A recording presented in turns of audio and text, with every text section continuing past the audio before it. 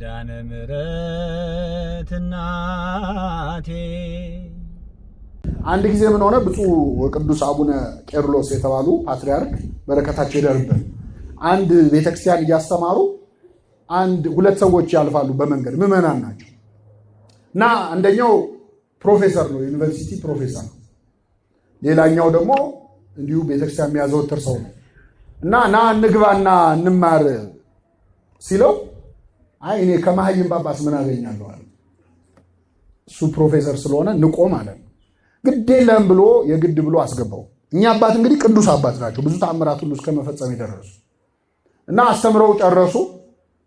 ሲጨርሱ ዞረው ህዝቡን ማሳለም ጀመሩ እና ሲያሳልሙ እሱ ጋር ሲደርሱ ከመሀይም ጳጳስ ምን አገኛለሁ ብለህ መጣህበት። መቅደስ ውስጥ እያስተማሩ በተሰጣቸው ጸጋ የተናገረውን ሰምተዋል። በረከታቸው ይደርብን። አንዳንዴ በቃ ከኔ በላይ ምን ያውቃል አይነት ትዕቢት፣ አዋቂ ነኝ ማለት ወይም ምን ያልተማርኩት ምን አዲስ ነገር አለ ኑ ተማሩ ሲባሉ አንዳንድ ሰዎች ምን እኔ ኮርስ ሰንበት ትምህርት ቤት ብዙ እስመረስ አለ ክደት ጸጊበ ትምህርት ወጡ ይላል። ትምህርት በቃይ ማለት የክደት መጨረሻው። አንድ ሰው በቃ አውቃለሁ መጽሐፍ ቅዱስን እኮ እኔ ከኦሪት ዘፍጥረት እስከ ዮሐንስ ራእይ በልቼዋለሁ የሚል ሰው አለ። እግዚአብሔር ያሳያችሁ። እንደዚህ የሚል ሰው አላወቀውም መጽሐፍ ቅዱስ። እያወቀው ስትመጣለው እያላወቀው የምትመጣ አምላክ ነው እግዚአብሔር። የበለጠ ስታነብ የበለጠ ስትማር ለካ እንዲህ ረቂቅ ነህ እያልክ የምታደንቀው እንጂ የምትታበይበት አምላክ አለ። እኛ ግን እውቀታችን ውስን ስለሆነ እንታበያለን። ልማር ካለ ግን ሰው አይደለም ከኔ አይነቱ ሰባኪ ቀርቶ ዝቅ ካለ ከዛም ከወረደ ሰው ከሰው ሳይሆን ከትልም የተማሩ አሉ። እነ ቅዱስ ያሬድ ነው። ቅዱስ ያሬድ ሰባቴ ስትወጣ ስትወርድ አይቶ የተማረው ከምንድን ነው? ከትል። አሁን እኛ ምን እንማራለን? ከትል። በእርግጠኝነት በሆነ ነገር ወደታች አውርደ ጭፍልቅ ምንድነው 10 የምትመላለስብኝ ነው የምትለው። እሱ ግን ተማረ። ልብ ላለው ሰው ከትል ይማራል ለካ። በለዓም የተማረው ከአህያ ነው። ከአህያ እግዚአብሔር ያሳየ። እንዲሁም ተናግራ ማታውቅ አህያ እግዚአብሔር አናገረ። ምን ይላል ቅዱስ ጴጥሮስ ይህን ሲናገር? ቃል የሌለው አህያ በሰው ቃል ተናግሮ የነቢዩን እብደት አገደ። እስከዛሬ የምትቀመጥብኝ አህያ አይደለው ለምን ትመታኛለህ አለችው። ስላላገጥሽብኝ ነው፣ ሰይፍ በእጄ ቢኖር ኖሮ ገልሽ ነበር አላት። ትንሽ የሚገርመው መልስ መስጠቱ። ይሰጣል ለአህያ መልስ። አሁን ውሻ ሄዳችሁ እንዴት አመሻችሁ ብል እግዚአብሔር ይመስገን ትላለህ።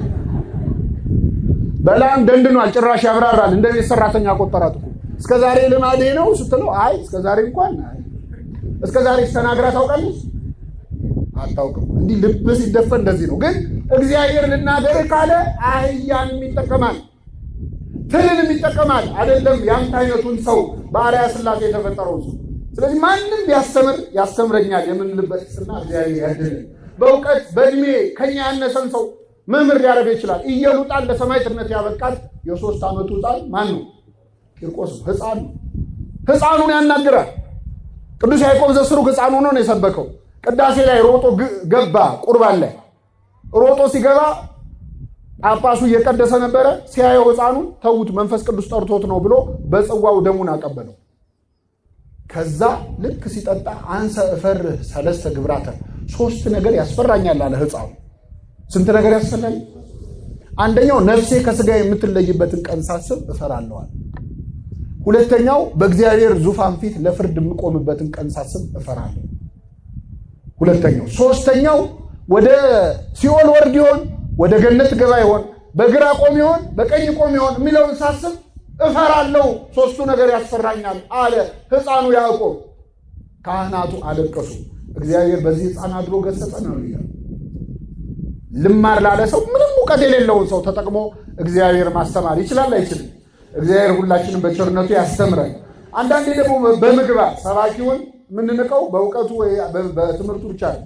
በምግባር ምን እኔ አላውቀውም እንደ የምንለው ሰው አሁን እሱ ያስተምራል አፍርም የምንለው ሰው በዚህ ምግባሩ በዚህ ህይወቱ በተለይ ቀረብ ያልነው ሰው የምናውቀው ሰው ከሆነ በጣም እንቸገራለን። ይሄ የአይሁድ ጸባይ ነው። ይገርማቸዋል።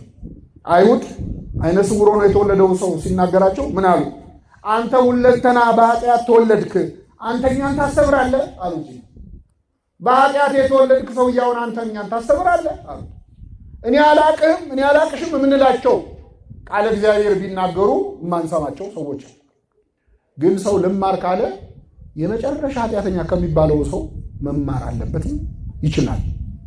አባ እንጦንስ ወደ ገዳም የገባው አንዲት ሴተኛ ዳሪ ነግረው ነው። ይገርማቸዋል። ምን ነግረው?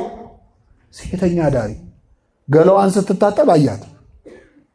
ከዛ እንደ አንቺ መነኩሴ እዚህ መነኩሴ መሆኔን እያየሽ እዚህ እየጸለይኩ መተሽ እዚህ ትታጠቢያለሽ አላት። ዞረችና መነኩሴ ከሆንክ ገዳም አትሄድም አለች። በጣም ልቡን ነክቶት ደረቱን እየደቃ እውነቷን እኮ ነው መነኩሴ ከሆንክ ገዳም ግባ አለችኝ እኮ ብሎ ወደ ምድረ በዳ ሸሸ። ምንኩስና በሱ ተጀመረ። አሁን እኛ ብንሆን አንቺ ደግሞ ስለ ገዳም ታወራለሽ አታፍሪ? ምን እንደምትሰሪ ማላቅ መሰለሽ? ለምን ነው በዝሙት ነው የምትደራደረው? ስለ ድንግልና ሕይወት አንቺ ምን አገባሽ? ስለ ንጽህና ደግሞ ለኔ ትነግሪ ነው አላለም። የእሷን ምግባር አይደለም ያየው፣ የራሱን ድክመት። ቅዱስ ኤፍሬም ሶርያዊ ሶርያ ከተማ ውስጥ ሲገባ አንዲት ሴት እርቃኗን ሆና እየዘፈነች እየደነሰች ሰው ከቦ ያጨበጭባል። በጣም ሰው ደስ ብሎት ቅዱስ ኤፍሬም አይቶ አለቀሰ። ምን ሆነ ነው ያለቀስከው አሉት። ይህቺ ሴት ታዳሚዎቿን ያስደሰተችውን ያህል እኔ ፈጣሪን አስደስቼው አላውቅም። እግዚአብሔር ያሳያችሁ። ይማራሉ ከማንም። እኛ ሰውየው መርምረን የንጽህና ሰርተፊኬት እስክናገኝ እንጠባበቃለን። ከዘማዊው ካመንዝራው ይማራሉ አባቶቻችን። ተምረው ቅድስና ደርሰዋል። ይሄው አባት ቅዱስ ኤፍሬም አንድ ቀን ደግሞ አንዲት ሴት አፍጣ ታየዋለች። በጣም ስታየው አፈረና አጎነበሰ። መልሶ ሲያያት ታየዋለች። መጨረሻ ላይ አለቅ ስትለው አንቺ አታፍሪም እንዲህ አላት። ምንድን ነው የምታይኝ አላት። አይ እኔ የተፈጠርኩት ከወንድ ነው፣ አንተ የተፈጠርከው ከመሬት። ወንድ የተፈጠረው ከምንድን ነው? ከመሬት ነው። ስለዚህ አንተ ከመሬት ነው የተፈጠርከው፣ መሬቱን ነኝ እኔ ካንተ ነው የተፈጠርኩት። ማንን አያለ። ሴቶች ማስታወሻ ያዛችሁ። ቅዱስ ኤፍሬም ይገርማቸዋል። ይህችን ቃል ሰምቶ በጣም ደንቆት አዲስ መጽሐፍ ጻፈ በዚህ ጉዳይ። ስለዚህ ሴት ነው የሚለው። ፍራግመንቱን የተገኘው ጠፍቷል፣ የጻፈው ድርሰት ማለት። ለምን ታይኛለሽ ስላላት ሴት አዲስ መጽሐፍ ጻፈ። አባቶቻችን እንደዚህ ናቸው። በእውነት እነሱን የተማሪነት መንፈስ በልቡናችን ያሳድርብን።